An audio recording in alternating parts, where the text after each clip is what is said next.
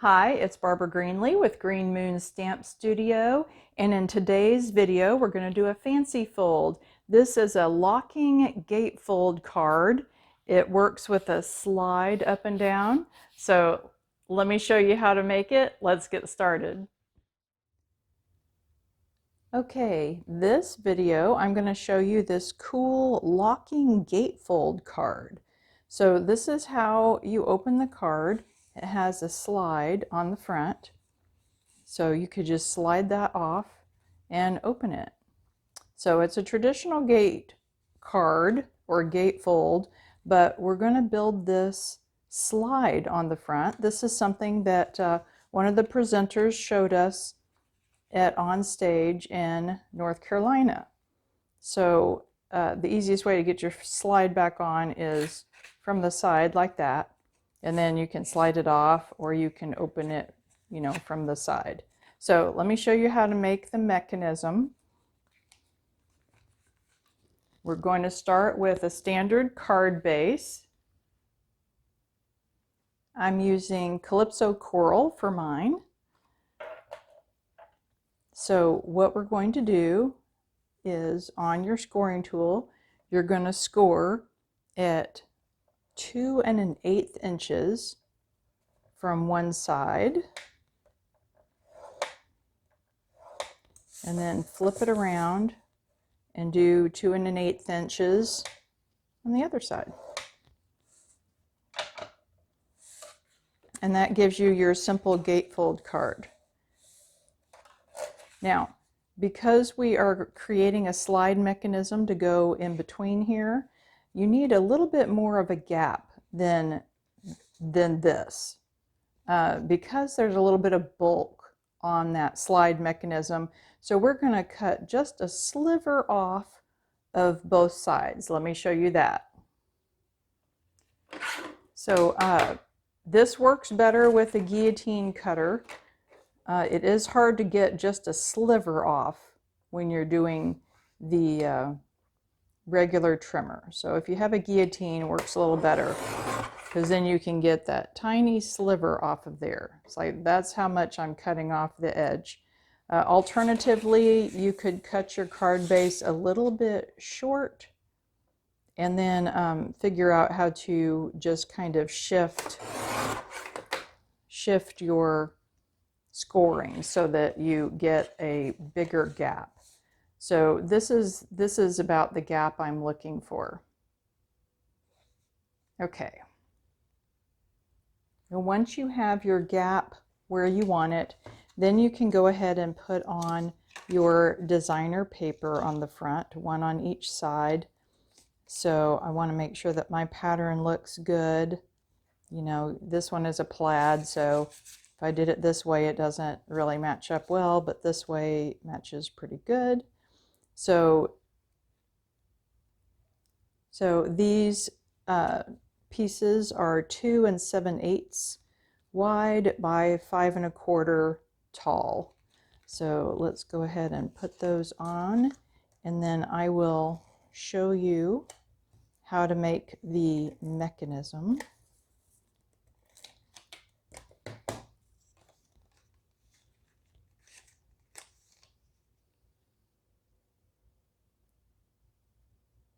I love this plaid paper. I can't remember if it's out of stock at the moment or if it's back in stock. It's been very popular. It's called Timeless Plaid, and it's a 6x6 size pack of paper. It's like I got that first one on a little bit crooked. It might be easier to do it this way so that you will be a little more successful than I was just doing that on camera. There we go. That's a little better. This other one is from the same pack of plaid, and my little sample uses the same plaid, so love that plaid. Okay, so let's make our front. Okay, so for the front mechanism, we're going to use In this case, we're using the Everyday Arches as our front piece. This is not the biggest arch, a couple sizes down from the biggest one, I believe. You can just decide how big you want that front. And then for the back of the mechanism, you want to go down at least 2 sizes for the back. So I stamped on the back. You want to do your stamping first if you're stamping on your shapes. You can, of course, use different shapes for this, but the arches are pretty cool. You need 3 of the smaller arches and 1 of the bigger arch to make your mechanism. We're going to use liquid glue to put all this together, and we also are going to score the two of the smaller arches. So let me show you that. On your scoring tool, you want to score on the back side if you have, you know, a good side and a bad side. So this is my good side, so I'm going to score on this side. And this is roughly 2 1/4 inches wide. So I'm just going to pick a 2-inch section of my scoring tool. I've got, you know, 6 to 8 right here. And I think I see that it's in a shiny area, so let me move it over to here. So from 9 to 11, and then I'm going to go an extra 1/8 of an inch, and then I just want to even out whatever that difference is, because it won't be exact, because dies usually aren't exactly 2 inches or exactly 1 1/2 or whatever. So between the 9 and 11 now, I've got the same amount over, above 11 and below 9, so 10 is going to be my spot to score, the halfway point. And then I'm just going to do the same thing with the other one. So between here, so I'm kind of looking at the little plastic things to see that, you know, I've got a full plastic stripe on each side. So yeah, that's the middle. And you want to hold it firmly because you want these scores to be fairly precise. All right. All right, so now you're going to fold them in half. And I did not bring a bone folder up here to my recording studio. You're going to want to use a bone folder. Let me get mine. All right, got my bone folder.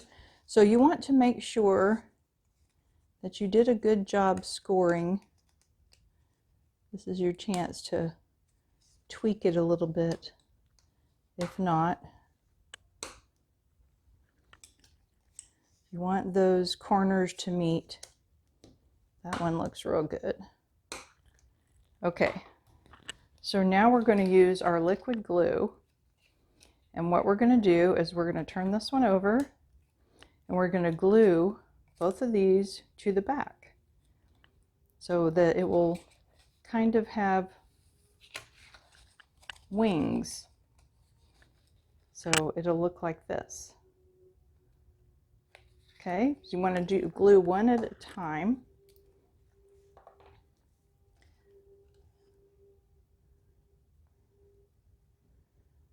The liquid glue will help you ease it into place because you want your corners to match up. So once you get it on there, slide it into place and make sure that your corners are lined up. And then do the other side. And they should meet in the middle. I've got a hair.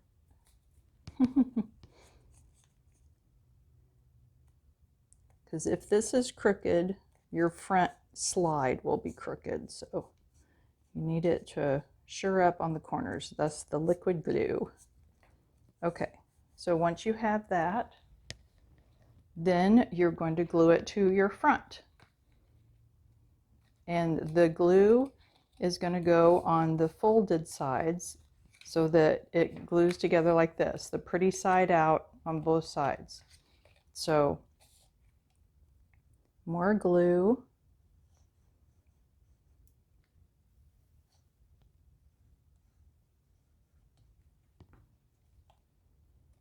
And again, we want to kind of aim for the center on this.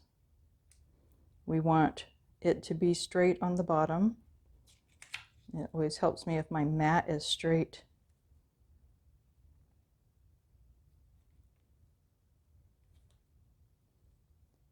Okay. I think that looks pretty straight. So that is our mechanism.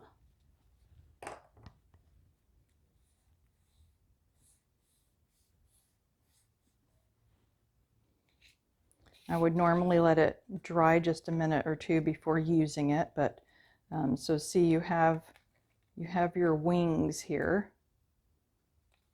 That's your mechanism that's going to slide onto your card.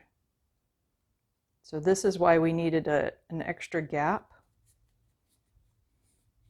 in the front. And to me, the easiest way to get it on there is to slide it on like that, and then slide it on like that. And then you have your card.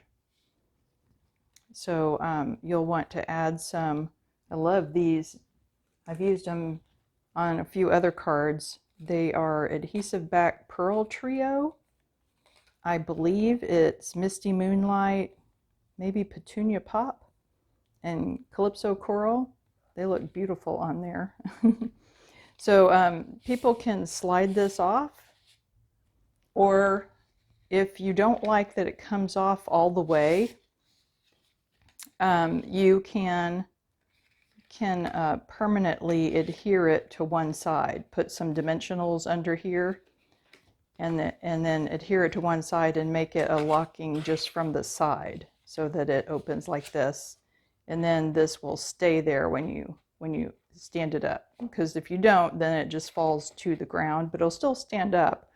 But it may require some instruction for who you give it to of how it works. So, and then I just cut out a butterfly. This is from Spotlight on Nature, the flowers and the butterflies and the inside pieces. The rest of the stamping is from the Everyday Arches, and I'll put links to those in the description below. So that is our, oh, one more thing. Let me show you I always show off my page in my technique book. So this is my technique page for the locking gatefold. My club members made a baby one, and I'll be putting the QR code for this video right there. So here's my little baby one. I didn't do an inside for the little baby sample, but it works the same way. Just slide it off. So just same thing in miniature. Thanks.